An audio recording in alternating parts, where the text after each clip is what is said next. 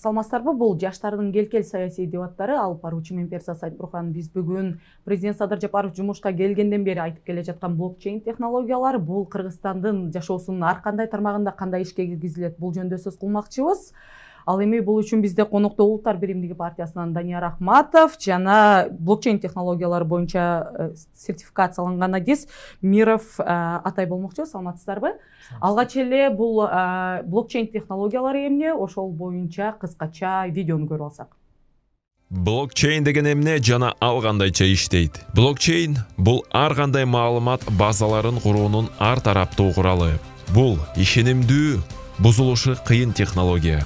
Блоктордо сакталган маалыматтары бар базасын элестетип көрсөңүз, бул блокторду көчүрүп алууга жана өзүнчө компьютерлерге көчүрүүгө болот. Алардын бардыгы бирдей жана бири-бири менен шайкеш. Кимдир бирөө маалыматты кошуп же кеметсе, ал алардын ар бириндеги маалыматты өзгөртөт. Бардык блоктор коопсуз жана дээрлик бузулбайт. Блокчейн китептеринде ар кандай документтер камтылышы мүмкүн. Блокчейн коопсуздук үчүн маанилүү. Блокчейндин бөлүштүрүлгөн жана шифрленген мүнөзү аны бузуп алуу кыйынга турарын билдирет. Чынжырдын аягында ар дайым жаңы блоктор кошулуп турат. Ар бир кошумча өзүнүн санарип кол тамгасына же таштандыга ээ. Бул сандардын жана тамгалардын катарынан турат. Блокчейн маалыматтары өзгөрүлүүсүз болгондуктан аны көзөмөлдөө үчүн идеалдуу. Эгер кимдир бирөө тутумду бузуп алгысы келсе, ал дароо бардык серверлерде көрүнүп, блоктун түзүмүндөгү карама-каршылыкты аныктайт.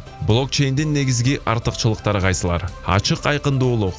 Блокчейндердеги маалыматтар бардык катышуучуларга көрүнөт жана аларды өзгөртүүгө болбойт. Бул ишенимди бекемдөөдө, тобокелдикти жана алдамчылыкты азайтууга мүмкүндүк берет. Азыраак ортомчулар. Блокчейн бул түздөн-түз тең-теңи тармагы. Бул үчүнчү жактын ортомчуларын катыштырбастан, тармактагы тең туштардын ортосунда транзакциялар түздөн-түз башталып жүргүзүлүшү мүмкүн.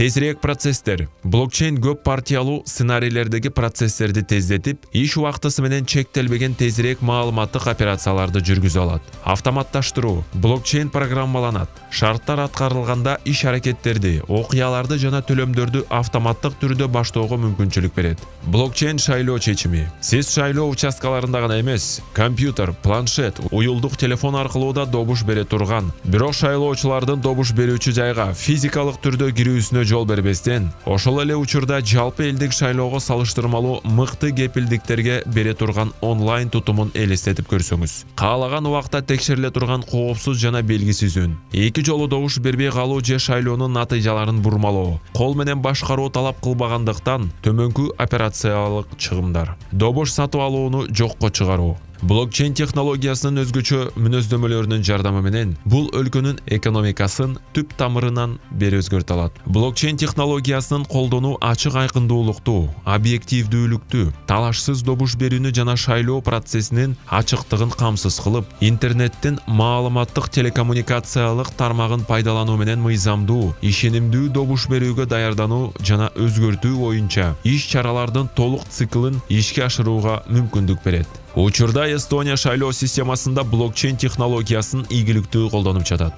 Эстониянын добуш берүү тутумунан добуш берүү процедурасы интернет аркылуу добуш берүү эрте добуш берүү мезгилинде мүмкүн.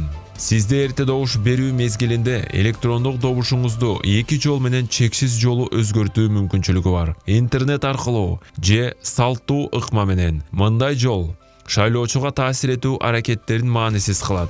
Шайлоонун эркиндигин жана сырын камсыз кылат. Бир адам, бир добуш принцибин сактайт. Анткени акыркы электрондук добуш берүү же кагаз бюллетень эсептелет. Эми бул видеону көргөндөн кийин бул блокчейн технологиялары Кыргызстандын айрыкча шайлоо системасына киргизилүүсү керекпи? Буга кандай муктаждык бар? Бул чынында эле таза шайлоону камсыз кылып бере алабы? Ушул жөнүндө партиянын өз позициясын билдирүү үчүн сөз Данияр мырза сизде. Рахмат. Биринчи учурда бул блокчейн технологияны киргизүү Боршайком системасына киргизүү үчүн долбоордун автору менмин. 7 жылдан бери ушу долбоорду киргизем деп келип жүрөм. Элге түшүндүрүп, элдин аң сезимине жеткизем деп жүрөм. Эмне үчүн? Азыркы учурда Боршайкомдун көп көйгөйлөрү бар. Мисалы үчүн ошол эле асуу аппараттар мөөнөтү келип калды. Анан ошол блокчейн системада баардык ачык айкын, анан кийин мисалы үчүн ошол эле чет өлкөдөгү адамдар борбор шаарга келе албай, добушун бере албагандар добушту берип калат. Бул деген сөз аябай безопасный система. Кыскача. Ошого мен кыргыз элиме айтайын дегеним, блокчейн технологияны киргизүү бул биздин аманат. Атай мырза, сиздин позицияңыз? Эми блокчейнди сиз, Данияр мырза, киргизиш үчүн мен оюм боюнча баягы эрте дейм да. Антпесе биздин адамдардын негизи мышлениясын менялиш керек, прежде всего. Чтобы блокчейн внедрить в госструктуры, ошо именно на выборы, да, то есть нам необходимо обучить население, да, прежде чем внедрять эту технологию.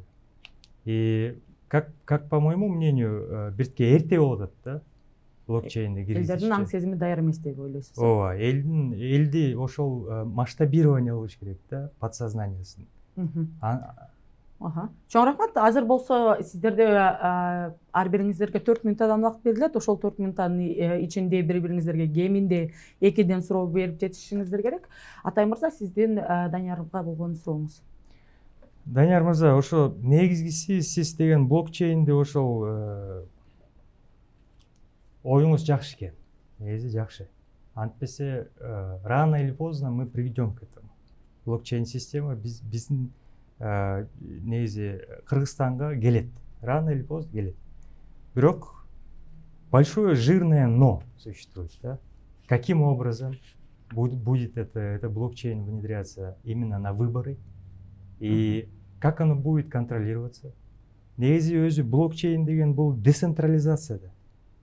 А выбор бар бир партиялар негизи блокчейнге киришсе, каждая партия, оно хэширивается, туурабы? Посредством хэширования ар бир партия турат. Если каждому блоку, то есть первый блок приблизительно, скажем, улуттар биримдиги, экинчи блок, допустим, ата мекен, оно же все взаимосвязано по блокам, туурабы? Если это правильно понимаю, в моем понимании. Ошондо сурооңуз кандай болот? Ошондо менин суроом, каким образом вы собираетесь внедрить блокчейн в госструктуры, да, в ЦИК, и как оно будет функционировать? Чоң рахмат сурооңузга, Атай мырза. Биринчи учурда айтып келгеним, бизде азыр бир чоң көйгөй, Атай мырза, бул сервер деген сөз бар. Серверде көп эле суроолор бар, бирок жооптор жок. Ошол эле талкуу болгондо эле Боршо экөөмө барып жүрдүм, көрдүм, уктум, бирок өзүмө жооптор таба албадым. Блокчейн технологиясын киргизгенде бул 4 серверге бөлүнөт. 2 сервер Кыргызстанда болот, 2 сервер чет өлкөдө, мисалы үчүн Швейцария менен же Японияда болот. Бир сервер мамлекеттин колунда, бирөөсү НПОдо. Өзүңүз эми блокчейн технологиянын адисисиз. Ушул системаны контролдош үчүн 51% контролдош керек. А серверлер децентрализованный болсо, мисалы үчүн, буну контролдош кыйын. Биринчиден. Экинчиден, асуу система боюнча специальный ушул асууга окшогон аппараттар жасалыш керек. Жасалып туруп ушул мисалы үчүн баягы пожилой немелер бар, чоң адамдар бар, түшүнбөгөн блокчейн технологияны. Участокко келип эле ушул асуу менен голосовать этет. Адамдар жардам берет. Мисалы үчүн Америкада азыр добушуңузду берейин десеңиз, Вашингтонго барып, регистрациядан өтүп туруп, анан кийин выбор болгондо кайрадан келип, кайра өтүшүңүз керек. Ал деген сөз көп акча керек. И ошол биз Кыргызстан жарандын добуштарын биз жоготуп атабыз. Блокчейн технологиясы болсо, мисалы үчүн, бул отуруп эле, мисалы үчүн, өзүнүн квартирасында добушун берип алат. Биз Эстониянын технологиясын иштетелик дедик. Эстонияда мындай экен, 10 күнгө бөлүнөт экен. 10 күн ичинде 9 күн добушун берсеңиз болот. 9 күн ичинде шайлоо убактысы 10 күндөн түзүлөт. 10 күндөн түзүлөт. 9 күн ичинде канча жолу добуш берсеңиз болот, кайра өзгөртсөңүз болот. Ошентип бирөө сиздин добушуңузду сатып алайын десе, ошол башка атмен кылып туруп башка партияга, башка адамга, башка жаранга добушуңузду берсеңиз болот. 10-чу күндө баардык маалымат блокчейн технологиянын ичине кирет, база данных. Биринчиден. Экинчиден, мисалы үчүн Вашингтондо сиз добушуңузду берсеңиз, избирательный участоктор сизди регистрация кылат. Эстонияда ошентип уже выбор болду, шайлоо. Анан кийин бул аябай успешный болду. Сиздин сурооңуз, Атай мырза. Атай мырза, сиз ушул каршы чыгып атасыз блокчейн технологияга. Бизде альтернатива жок да. Сизде альтернатива барбы? Данияр мырза, негизи мен блокчейнге каршы эмесмин. Бирок блокчейнди сунуштасаңыз, образовательный сфера биринчиден масштабирование болуш керек. Бизде школьный, дошкольный, университеттерге бардыгын үйрөтүш керек да. Что такое понимание вообще негизиси блокчейн деген.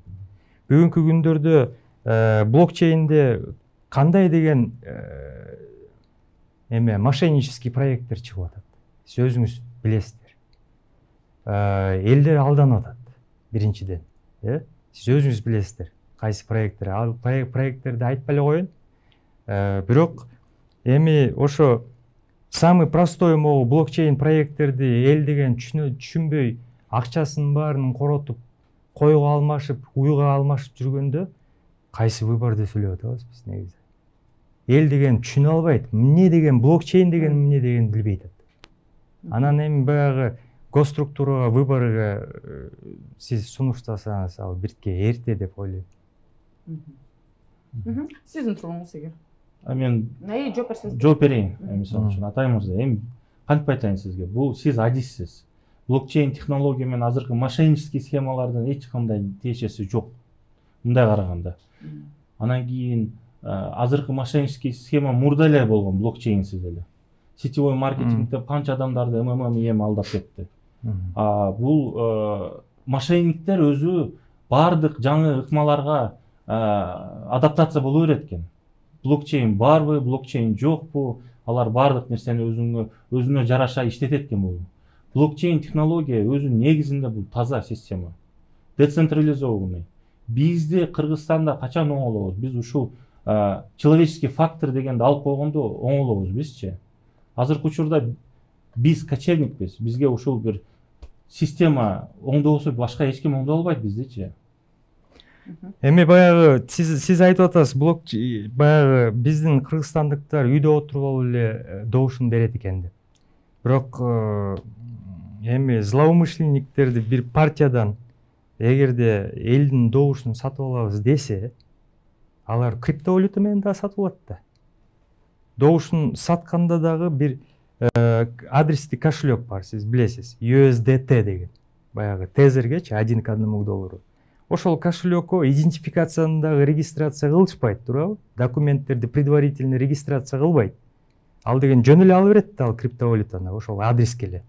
Ошондо үйдө отуруп алып компьютерде добушун сатышат да. Ошол эле криптовалюта.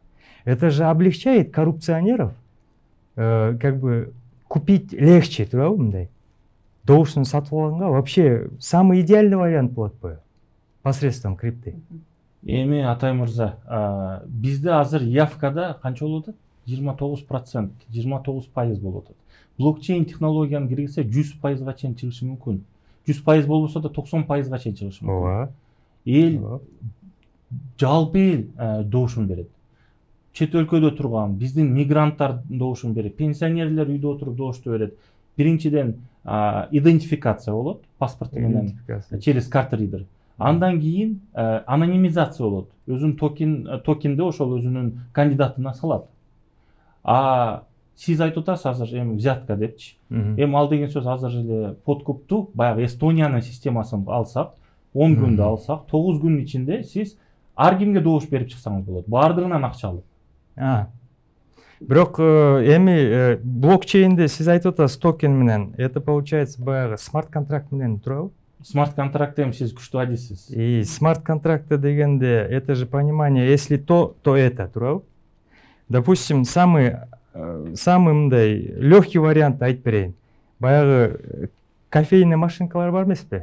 Ар бир заведенияда. ошол кофеден мына простой примерди айтайын. 10 сомдук монетаны салсаңыз, сиз бассаңыз капучино деп алам десеңиз, бүттү процессти сиз өзгөртө албайсыз. Туурабы? Ошол деген децентрализация деген без третьего лица вы покупаете кофе напрямую. Ошол блокчейнди сиз внедрять этем дейсиз. Мен түшүнө албай атам. Кантип можно баардык голосун берип туруп, акыры түбү 9-чу же 10-чу күнү уже финальный голосун бериш үчүн. Смарт-контракт деген бул без третьих лиц. Процесс пошел, он не изменен. Чоң рахмат. Азыр болсо биздин убактыбыз аягына келип жетти. Бири-бирине болгон суроо, биз тараптан суроолор болот. Атай мырза, айтсаңыз, эгер сиз азыр Кыргызстандын шайлоо системасы мындай жаңы технологияларды киргизүүгө даяр эмес десеңиз, демек азыркы болуп аткан шайлоо системасы менен сиз макулсузбу? Азыркы учурда эми негизгиси в любом случае выборы должны регулироваться.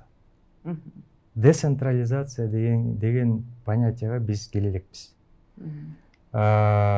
Баягы Данияр мырза да айтып атпайбы, 100% адам голосун берет деп. 100% эми баягы бүгүнкү күнү 29% дедиңизби?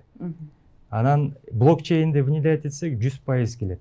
Конечно, 100% арасынан келет.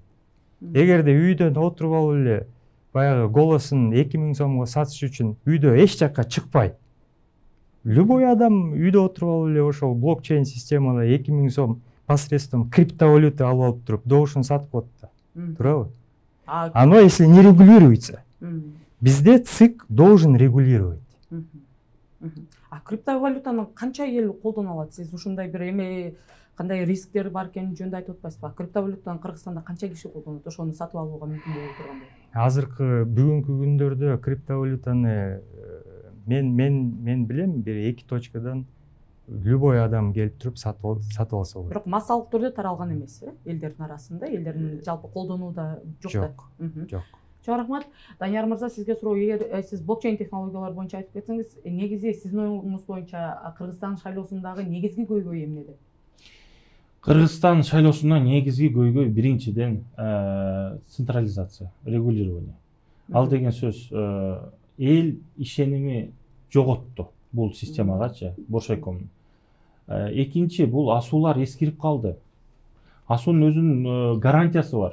Ал жакка бир изменение киргизе турган болсо, уже гарантийный случайдан кетип калат. Асуу берген маалыматтар бул туура эмес. Мында караңдачы, эми ушинтип айтып атат завод, изготовитель Кореяда. Андан кийин бул системада өзүңөр көрдүңөр, серверде сбой болду. Суроолор көп, жооптор жок. Анан ошол асууну башкара албаган Кыргызстандын мамлекеттик органдары, сиз буга чейин да айтып кеттиңиз, Кыргызстанда блокчейн боюнча адистердин саны аябай аз. Ошол асууну башкара албаган мамлекеттик органдар, ошону толугу менен жакшы иштете албаган органдар блокчейн технологиясын кантип иштетет? Эми мындай да, биз эми кыла албайбыз. Убакыт жок, жетпейт деп отура берсек болбойт. Башташыбыз керек. Адистерди топтошубуз керек. Атай мырза айткандай образовательный курстарды ачышыбыз керек. Анан кийин общий бир жамаат менен анан ушул системаны киргизип, бизге анан реально жакшы адистер келет да. Ошол адистер келгенде порядочный адистер, таза адистер келет. Анан ошондо биздин коом өзгөрүлөт. Эми убакыт келбейт атат, андай кылып атат, мындай кылып атат деп отура беребизби? Биз акыры түбү алдыга жылышыбыз керек да, прогресс болуш керек да. Ошон үчүн азыртан башташ керек буну. Мен азыркы бийликтин советниги болгом, анан ошол блокчейн технологияны мен сунуштагам. Буга чейин Эстониянын мисалында айтып кетти, ушундай ишке ашырылды депчи, бул шайлоо системасы блокчейн технологиялары менен ишке ашырылды. Кыргызстанда ушунчалык сиз ошол тарамактагы адис катары Кыргызстандын блокчейн технология тармагындагы мүмкүнчүлүктөрүн кандай баалайсыз? Мен эми Эстонияны билбептирим, бирок официальный заявление болгон 2019-жылы Европарламент 2024-жылга чейин не рассматривает блокчейн, чтобы использовать эту технологию на выборах. ошону мен билем. Бирок Эстонияны эмне үчүн себеби эмнеде ошол Евросоюз эмне үчүн слишком замудрено дейт. Очень сложная система дейт. На сегодняшний день эгерде Европарламент буну кабыл албайса блокчейнди, эми биздин деле жарандар негизи европейцтерден деле эме эмес, как бы не глупее, но тем не менее Европейский парламент буну кабыл албайса 2024 жылга чейин мен билбейм. Буну деген это требует огромной работы. Данияр мырза айткандай, нужно привлекать умы. Для этого нужно выделять огромные средства. Кыргызстан асууну деле мисалы үчүн башка СНГ өлкөлөрүнөн мындай биринчилерден болуп киргизбеди. Бул деле мындай көпчүлүк үчүн аябай оор технология болчу да. Выборгабы? Автоматтык эсептөөчү урналарды киргизгенде. Эми карабайсыздарбы, эми баягы бүгүнкү күндөрү мен эгерде место жительства справканы алыш үчүн мен деген сонго барып же эмеге бир правительственный организация барып айыл өкмөтүгө барышым керек. Аяктан место жительства деген справканы акча төлөп кол менен алышым керек. Биздин соседтер Казакстанда посредством ИЦП ключ деген бар. Компьютерге салып алып эле любой запросты алып, справка о месте жительства и так далее, бардык документтерди можно онлайн сделать. Бизде Кыргызстанда даже ада жок. Туурабы? Бизде Кыргызстанда ада жок. Биз кайсы блокчейнди сүйлөп атабыз азыр? Чоң рахмат. Эми биздин дебаттар үчүн убакыт саягына келип жетти. Азыр 45 секундадан сиздерге убакыт берилет. Бул убакыт ичинде ушул сиздердин өзүңүздөргө карата бул талкуулоонун жыйынтыгын чыгарсаңыздар болот. Данияр мырза, сизден баштайлы. Рахмат. Кыргыз элим ушул долбоорду 7 жылдын ичине киргизем деп мен көп бийликтерге сунуштагам. Анан кийин бизди система өзгөрүлүш үчүн эки ведомство киргизишибиз керек. Биринчиден бул Натстатком, экинчиден Центризбирком, Боршайком. Андан кийин ачык айкын блокчейн технологияны киргизсек, биз өзүбүздүн мындай суверенитетибизди алабыз. Ал деген сөз, биз өзүбүздүн добушубузду ишеним 100% болот элденчи. Бул деле циктин деле биринчи турган максаты элдин ишеними мыкты болуш үчүн. Мен ойлойм, Боршайком келечекте ушуга келет. Батыраак келсе жакшы болот. Чоң рахмат. Сиздин ойлоруңуз. Эми блокчейн деген аябай жакшы негизиси. Эми бирок биз деген ага аябай дайынданып келишибиз керек. Мен оюм боюнча баягы малый бизнестен башташ керек. Туризмден башташ керек, авиабилетти сатып башташ керек, страхованияны блокчейн менен башташ керек. Это как бы своего рода тестирование болот да, малый бизнестен баштаганда. Анткени хакерские атаки болот, туурабы, ал системага. Анткени 2017 жылдан бери канча блокчейн проекттердин баары күйүп түшкөн ошо хакерский атака менен. Выборга негизи монун баарын тестировать этип, андан кийин уже госструктура киришибиз керек. С малого бизнеса башташыбыз керек. Негизи ошол менин оюм да. Негизи блокчейн деген акыртыы бизде Кыргызстанда колдонобуз. Бирок азыр эрте, э? Азыр эрте. Чоң рахмат. Урматтуу телекөрүүчүлөр, бул жаштардын келкел саясий дебаты болду. Биз бүгүн блокчейн технологиялары, алар Кыргызстандын шайлоо системасына азыр кирүү керекпи, кандай колдонулат, ушул жөнүндө кеп кылдык. Бул үчүн бизде Улуттар биримдиги партиясынан Данияр Ахматов жана блокчейн технологиялар боюнча Адис Миров атай болду. Алып барган мен Перизат Сайтурхан. Кийинки берүүлөрдөн көрүшкөнчө саламатта туруңуздар.